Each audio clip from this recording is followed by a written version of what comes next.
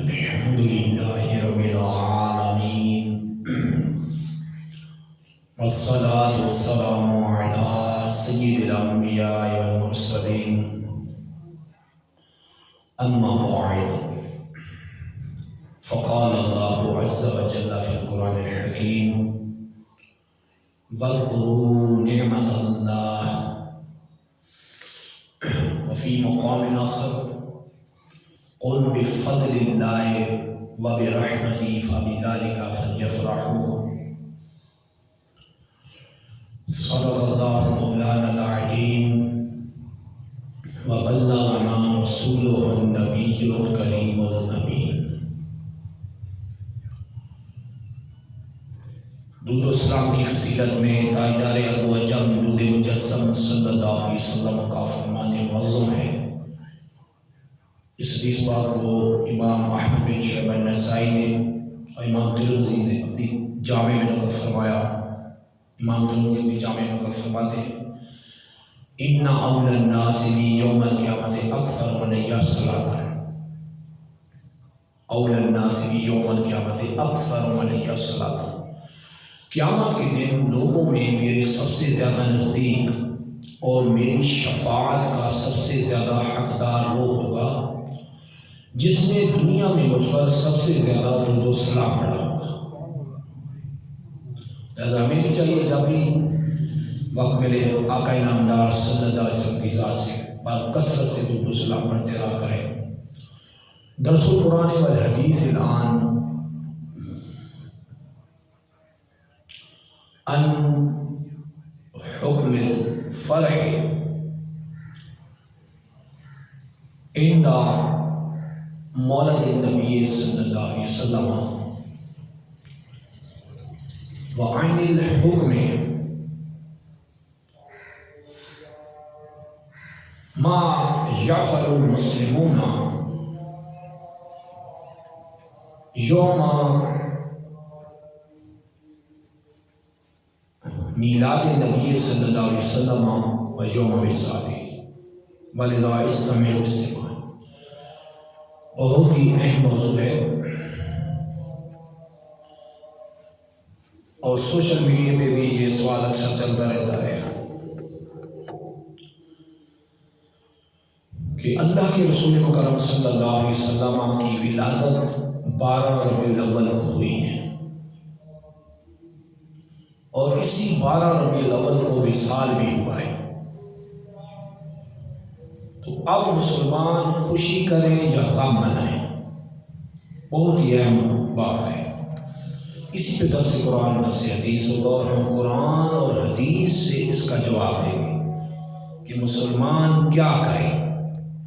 سوال ہوتا ہے کہ اسی دن 12 ربیع الاول کو ولادت اور اسی 12 ربیع الاول کو وفات یعنی وصال ہے، تو مسلمان خوشی کیوں کرتے ہیں، غم کیوں نہیں مناتے؟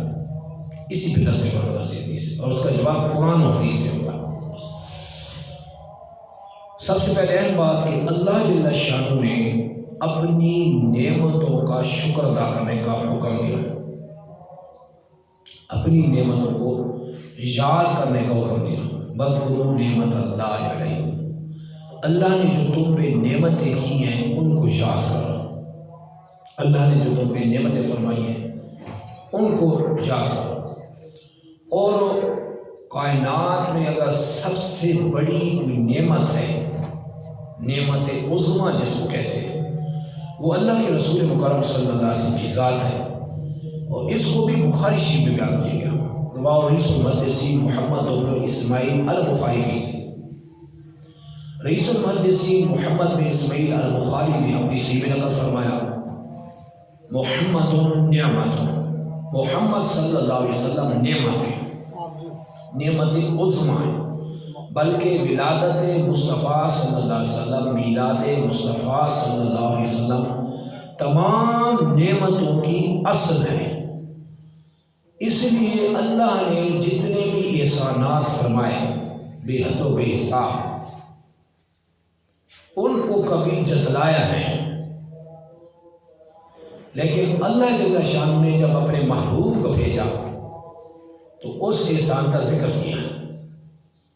وہ احسان بتایا، لقد من اللہ علی المؤمنین اذ بعث فیہم رسولا من انفسہم، قد من اللہ علیہ، بے شک اللہ جل شانہ نے مومنین پہ احسان فرمایا ہے، اذ بعث فیہم رسولا، اذ بعث فیہم رسولا من انفسہم، جب انہی میں سے وہ عظیم الشان نبی آخر الزمان اپنے محبوب صلی اللہ علیہ وسلم کو ان میں بھیجا، تو اللہ جل شانہ نے اس بات کا احسان جتلایا کہ بے شک اللہ جل شانہ نے مومنین پہ یہ احسان عظیم فرمایا۔ اب اللہ کے رسول سے بڑھ کر کوئی نعمت نہیں، اور ولادت مصطفیٰ صلی اللہ علیہ وسلم تمام نعمتوں کی اصل ہے۔ اس لیے سرکار صلی اللہ علیہ وسلم کو جب بھیجا گیا تو اللہ نے اس احسان کو یاد دلایا کہ سب سے بڑا اللہ کا تم پہ احسان ہے، اللہ نے تم پہ احسان کیا ہے، منن جمنو، منن کہتے ہیں احسان کو، اللہ نے تم پہ احسان کیا، اس لیے اللہ نے قرآن میں الگ سے بیان فرمایا اور بتلایا کہ اللہ نے تم پہ احسان کیا ہے۔ اذ بعث فیہم رسولا، اس طرح احسان کیا کہ اللہ جل شانہ نے تمہیں عظیم الشان رسول، آخری نبی، محبوب الہی محمد صلی اللہ علیہ وسلم تمہیں مبعوث فرمایا، تم میں بھیجا، تو اللہ نے احسان جزا دلایا۔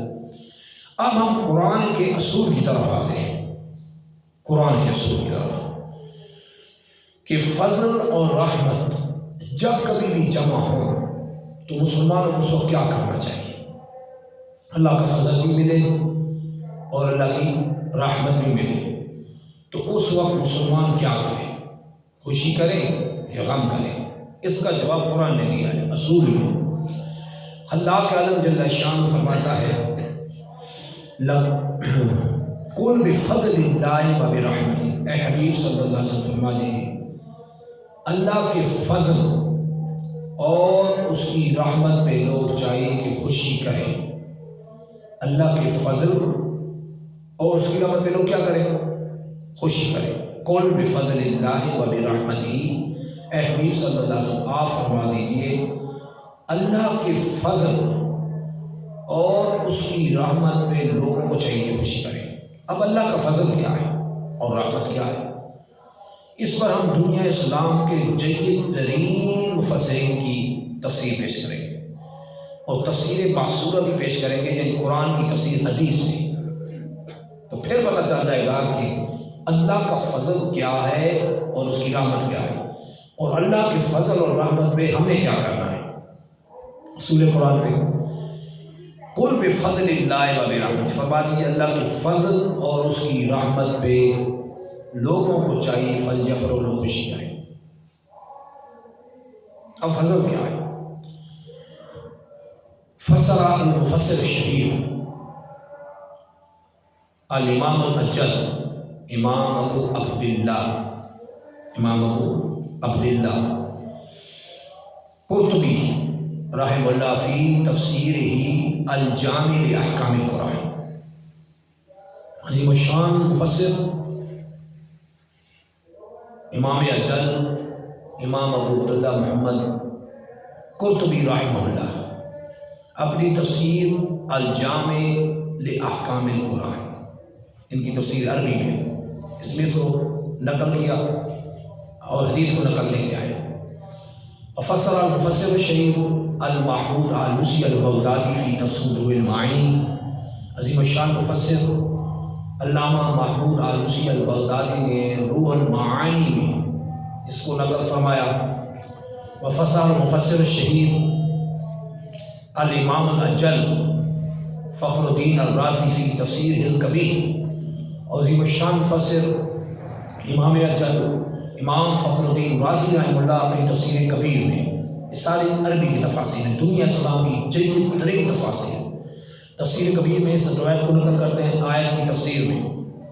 وفسر المفسر الشہیر المفسر المحدث المحقق المؤرخ، اور مفسر محدث محقق اور مؤرخ علامہ جلال الدین سیوطی شافعی فی تفسیر الدر المنثور، اپنی تفسیر در منصور جو تفسیر محفورہ ہے، یعنی قرآن کی تفسیر حدیث سے کی گئی، یہ تفسیر در منصور، یہ وہ تفسیر ہے کہ قرآن کی تفسیر حدیث ہے، اپنی تفسیر در منصور میں اس کو نقل کیا، اس آیت کی تفسیر میں اور روایت کرنے میں وفسر المفسر الشہید علامہ اسماعیل حقی رحمہ اللہ فی تفسیر ہوئے بیان، اور مفسر شہید علامہ اسماعیل حقی رحمہ اللہ تفسیر روح البیان میں اس کو نقل کیا۔ دنیا اسلام کے جید ترین تمام مفسرین کیا نقل کیا؟ قل بفضل اللہ، یہ اللہ کا فضل کیا ہے۔ اب اس میں سارے مفسرین حدیث لے آئے ہیں۔ اخرج ابو شیخ، امام ابو شیخ نے اس پر نکالا حدیث اور تخریج کیا۔ عن عبداللہ بن عباس رضی اللہ عنہ، حضرت سیدنا عبداللہ بن عباس رضی اللہ عنہ مسعود فی قولی تعالی، اللہ کی اس فرمان نشان میں قل بفضل اللہ محمد، قل بفضل یعنی بے محمد صلی اللہ علیہ وسلم، و برحمتہ یعنی اسلام۔ تمام مفسرین جید ترین مفسرین جتنی تفاسیر پیش کی ہیں، ساتھ یہ بھی تفسیر حدیث میں لے کے آئے ہیں۔ قل بفضل اللہ کہ اس سے قرآن بھی مراد ہے اور اس سے اسلام بھی مراد ہے، فضل سے اور رحمت سے اسلام مراد ہے۔ اور تمام مفسرین ساتھ یہ روایت بھی نقلی، قل بفضل اللہ اے محمد صلی اللہ علیہ وسلم، اللہ کا فضل محمد ہے۔ عبداللہ بن عباس فرماتے ہیں اللہ کا فضل محمد صلی اللہ علیہ وسلم، تمام جید مفسرین نے اس کو روایت کیا، اللہ کا فضل محمد صلی اللہ علیہ وسلم۔ قل بفضل اللہ، اب ہم آیت کی طرف آتے ہیں۔ فرما دیا حبیب صلی اللہ علیہ وسلم، اللہ کے فضل جو کہ محمد صلی اللہ علیہ وسلم ہے، وبرحمتہ اور جو دین اسلام اللہ نے ان کو دیا، ہدایت دی، اس کا اہل بنایا، قرآن کا اہل بنایا، فبذلک فلیفرحوا، تو اللہ کے فضل یعنی محمد جو اللہ کا سب سے بڑا فضل ہے، ان پہ، ان کی آمد پہ اور ان کے وجود پہ لوگوں کو چاہیے کہ لوگ خوشی کریں۔ میں نے دنیا اسلام کے جید ترین مفسرین کی تفسیر آپ کو پیش کی اور بالحدیث پیش کی ہے۔ اب جب فضل اللہ حدیث کے مطابق سرکار ہے، حدیث کے مطابق محمد صلی اللہ علیہ وسلم ہے، تو آیت کا ترجمہ یہ ہوگا کہ اے حبیب صلی اللہ علیہ وسلم، اللہ کے فضل یعنی محمد صلی اللہ علیہ وسلم جو ہیں، ان پہ لوگوں کو چاہیے کہ یہ جو ان میں مبعوث کیے گئے، بھیجے گئے، ان پہ لوگوں کو چاہیے لوگ خوشی کریں۔ دیکھیں اللہ کی فضل سرکار ہے۔ اور وَيُؤَيِّدُ قَوْلُ تعالیٰ، خود اللہ کا فرمان نشان بھی اس کی تائید کر گیا، خود قرآن میں تفسیر قرآن بالقرآن ہو گئی، جس کو اللہ جل شان فرماتا ہے یا ایھا النبی، اے نبی صلی اللہ علیہ وسلم، اے غیب کی خبر دینے والے نبی، انا ارسلناک شاہدا ومبشرا ونذیرا، بے شک ہم نے آپ کو تمام صداقتوں کا گواہ، حاضر و ناظر، یعنی سارے انبیاء پہ آپ گواہی دیں گے، اس پہ گواہ بنایا، جنت کی خوشخبری سنانے والا، جہنم کا ڈر سنانے والا بنایا، اور داعیا الی اللہ باذنہ، اور اللہ کے حکم سے اس کے دین کی طرف دعوت دینے والا بنا کے بھیجا، وسراجا منیرا، اور چمکا دینے والا سورج بنا کے بھیجا۔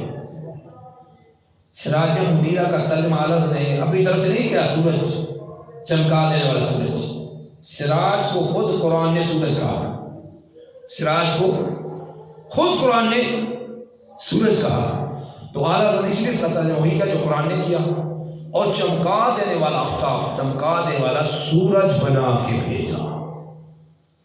آگے اللہ نے جب یہ ساری صفات سرکار کی بیان کی تو فرمایا وَبَشِّرِ الْمُؤْمِنِينَ بِأَنَّ لَهُم مِّنَ اللَّهِ فَضْلًا كَبِيرًا، مومنین کو خوشخبری سنا دو، بِأَنَّ لَهُم مِّنَ اللَّهِ فَضْلًا كَبِيرًا، کہ اللہ کی طرف سے مومنوں پر، اللہ کی طرف سے مومنوں پر اللہ کا بہت بڑا فضل ہوا ہے۔ وَبَشِّرِ الْمُؤْمِنِينَ بِأَنَّ لَهُم مِّنَ اللَّهِ فَضْلًا كَبِيرًا، کہ مومنوں پر اللہ کا بہت بڑا فضل ہوا ہے کہ اللہ نے اپنے محبوب انہیں بھیجا ہے۔ تو سرکار اللہ کا سب سے بڑا فضل ہے، یہ قرآن فرما رہا ہے، اور سب سے بڑی رحمت بھی سرکار ہے۔ وَيُؤَيِّدُ قَوْلُ تَعَالَىٰ، اور اس کی تائید خود قرآن نے کر دی، آیت کی تفسیر قرآن، آیت سے آیت نے خود تفسیر کر دی کہ وَمَا أَرْسَلْنَاكَ إِلَّا رَحْمَةً لِلْعَالَمِينَ، وَمَا أَرْسَلْنَاكَ إِلَّا رَحْمَةً لِلْعَالَمِينَ، آپ کو سارے جہانوں کے لیے رحمت للعالمین بنا کے بھیجا۔ اب سرکار سارے جہانوں کے لیے اسراء پہ رحمت ہے، سب سے بڑی رحمت ہے۔ اب اللہ کا فضل بھی سرکار ہو گئے، اور رحمت بھی سرکار قرآن کی تفسیر بالتفسیر اور قرآن کی تفسیر بالحدیث اور دنیا کے جید ترین تمام مفسرین کی تفسیر میں اللہ کو پیش کر دی، تو معلوم ہوا کہ کل بفضل اللہ و برحمتہ فبذلک فلیفرحوا، یہ معنی ہو گیا کہ اللہ کے فضل یعنی محمد صلی اللہ علیہ وسلم، اس کی رحمت یعنی محمد صلی اللہ علیہ وسلم پر لوگوں کو چاہیے کہ لوگ خوشی کریں۔ اللہ کے فضل یعنی قرآن اور اس کی رحمت یعنی اسلام، اللہ کے فضل یعنی محمد صلی اللہ علیہ وسلم، اس کی رحمت یعنی محمد صلی اللہ علیہ وسلم پر لوگوں کو چاہیے کہ فلیفرحوا، لوگ خوشی کریں۔ اللہ نے تو اپنے فضل اور رحمت پہ خوشی منانے کا حکم دیا، تو غم کس لیے؟ اب بات اس بات کی طرف آتی ہے کہ خود ذکر مصطفیٰ ذکر خدا ہے، یہ بڑی اہم بات ہے۔ وہ یہ نہ سمجھے کہ کوئی ذکر مصطفیٰ کسی نے کر دیا تو ذکر خدا نہ ہوا، یہ بھی جہالت کی انمول ہیرے ملتے ہیں، نادر نمونے جہالت کے آپ کو ملیں گے کہ جو یہ کہے کہ ذکر مصطفیٰ ذکر خدا نہیں ہے، یہ اس کی نادانی اور جہالت کی انتہا ہے۔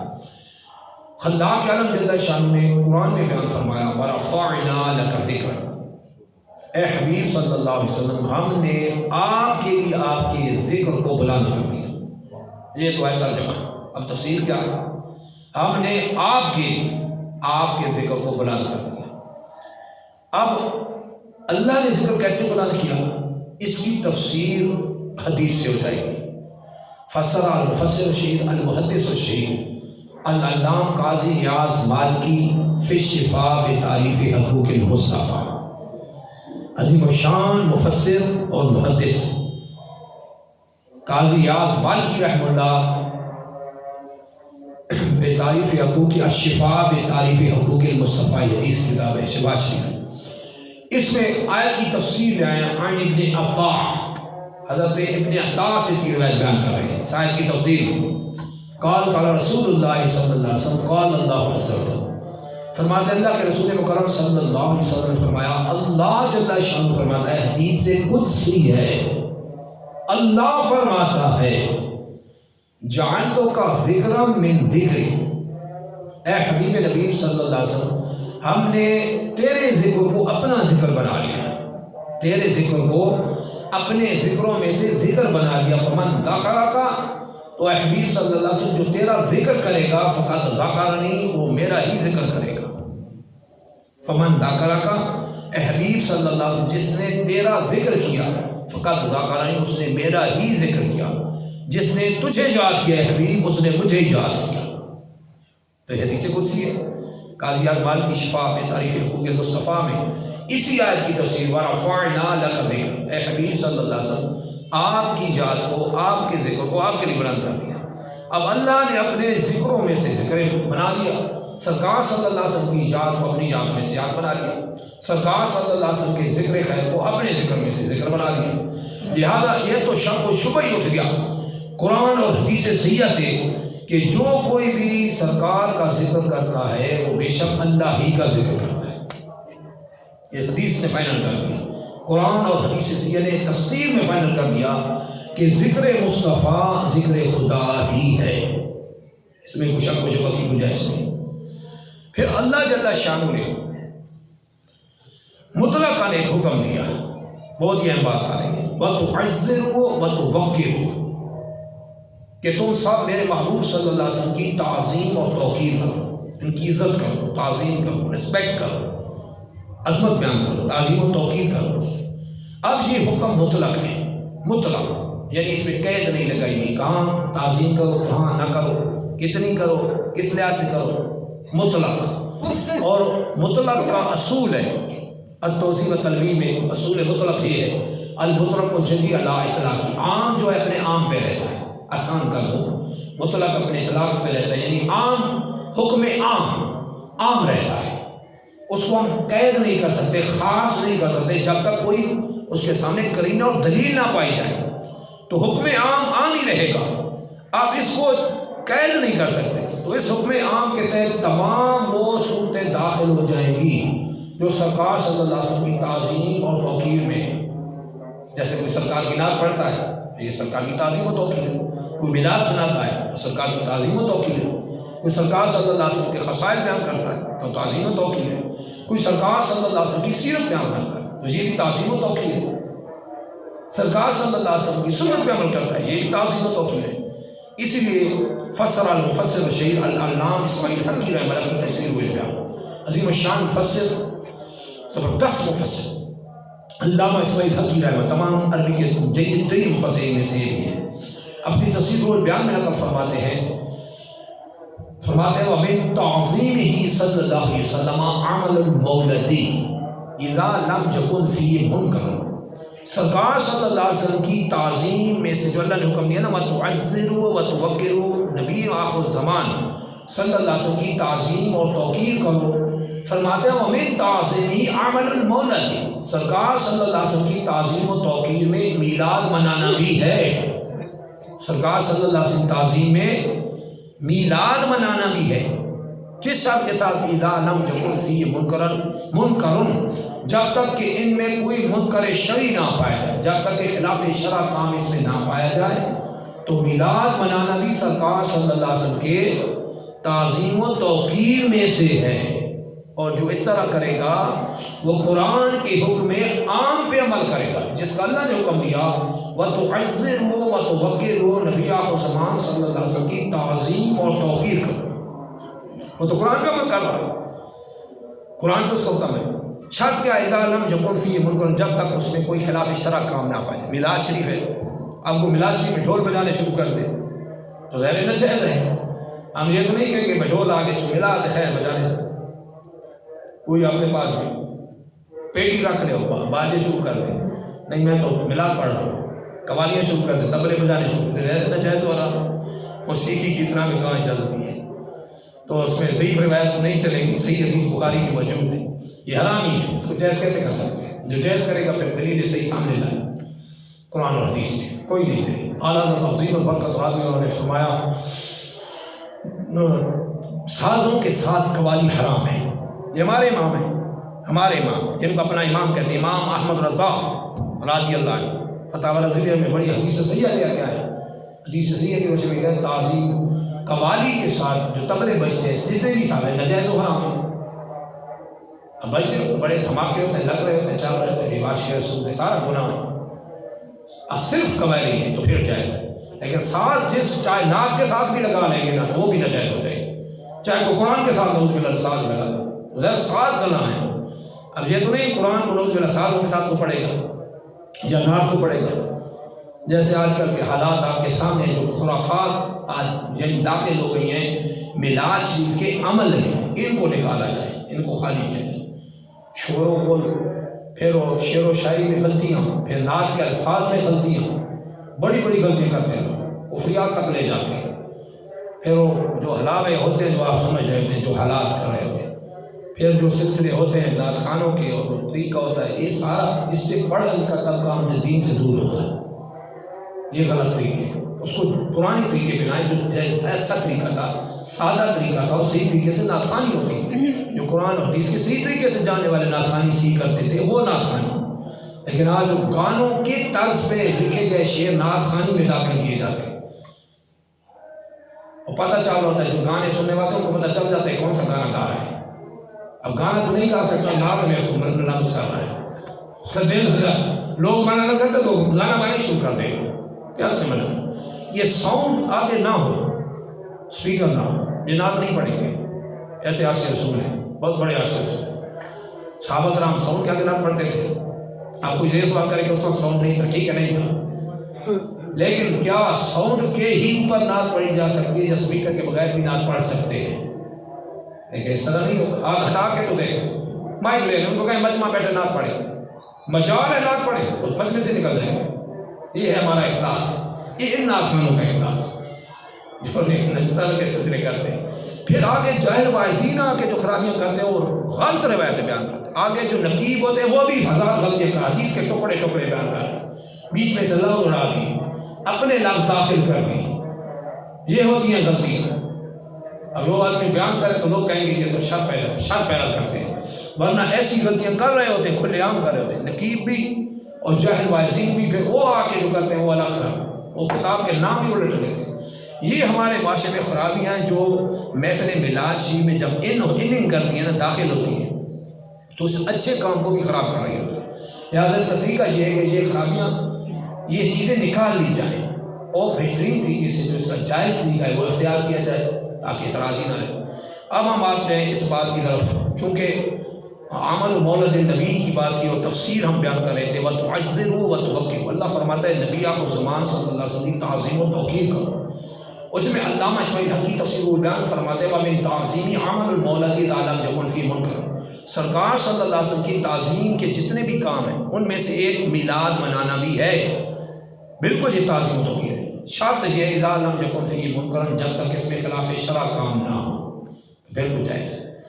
اب ایک اور بات بڑی ہے اہم، بہت ہی ہمارے جو سوشل میڈیا پہ بھی اور مرزا جہمی اور جیسے اور جہل مجہول بیٹھے ہوتے ہیں، بند کمرے میں چند آگے بندے بٹھا کے لوگوں کو گمراہ کرنے کے لیے، اور بھی بدعتی فرقے بیٹھے ہوتے ہیں۔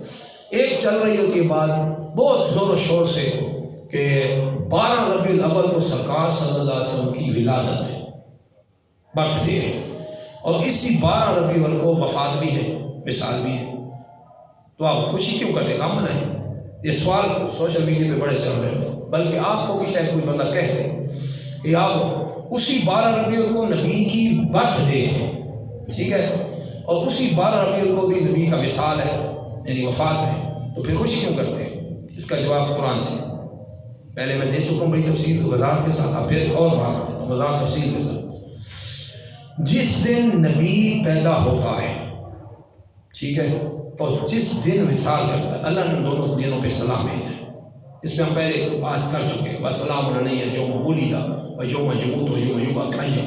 حضرت جابر علیہ السلام کے بارے میں فرماتا ہے اس دن پہ بھی سلام، جس دن جابر علیہ السلام کا برتھ ڈے ہوا، میلاد ہوا، اس دن بھی جب وصال فرما جائیں گے، وفات کر جائیں گے، اس دن بھی سلام جب اٹھائے گا۔ اللہ تو سارے دنوں پہ سلام کی بھیج رہا ہے، غم کس بات کا؟ غم کیوں بنائیں؟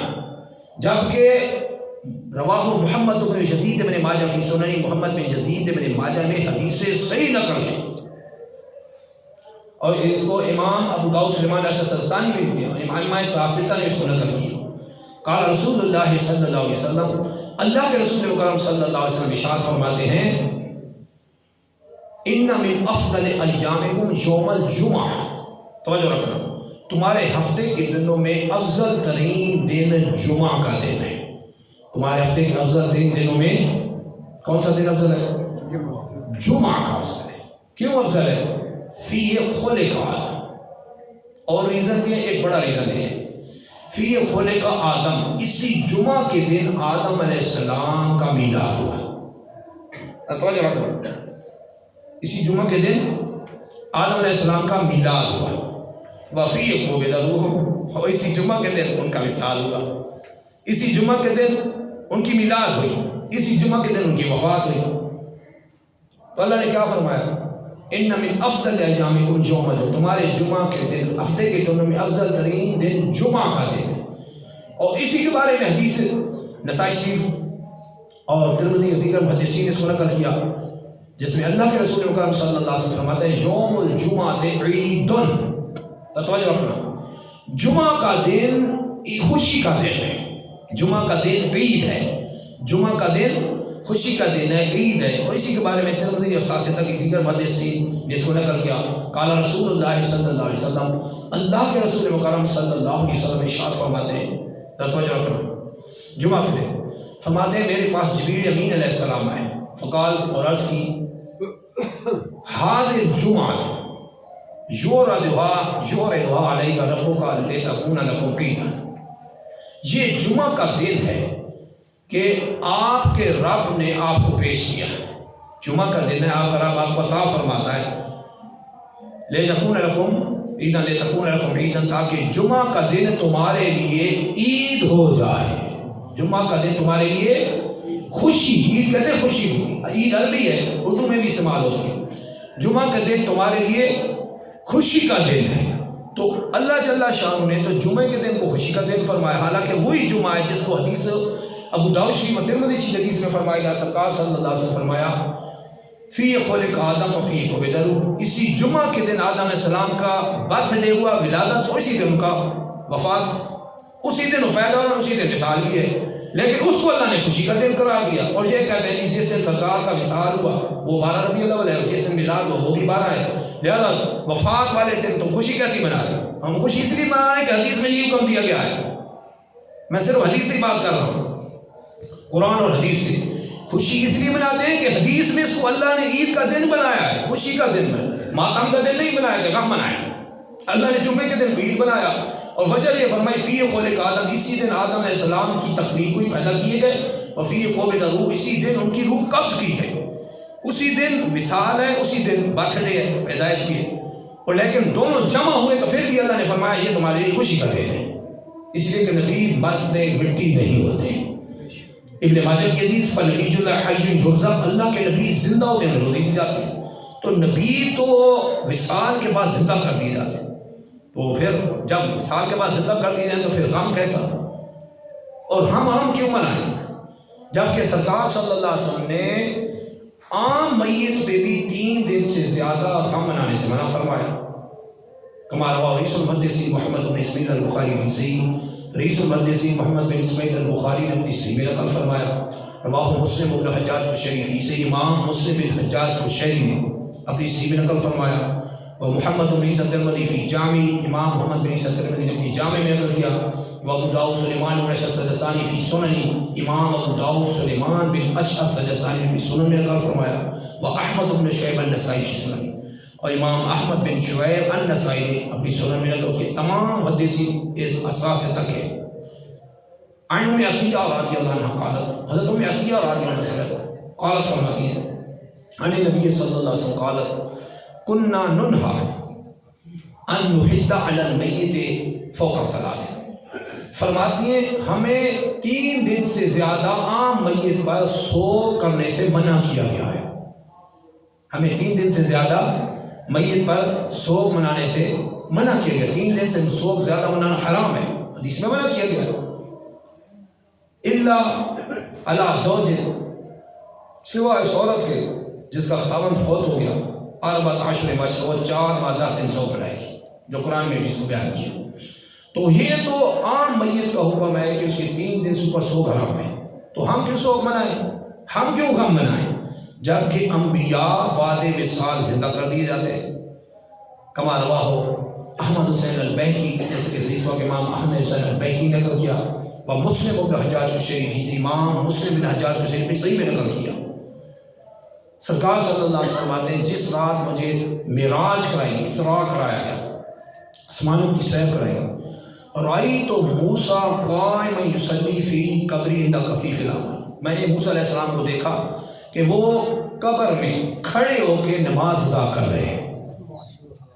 الانبیاء احجون فی قبور یصلون، امام احمد حسین البیکی نے اس کو نقل کیا. انبیاء قبروں میں زندہ ہوتے ہیں، نماز ادا کرتے ہیں. تمام حدیث اور بھی بہت ساری. جب انبیاء بعد وصال زندہ کر دیے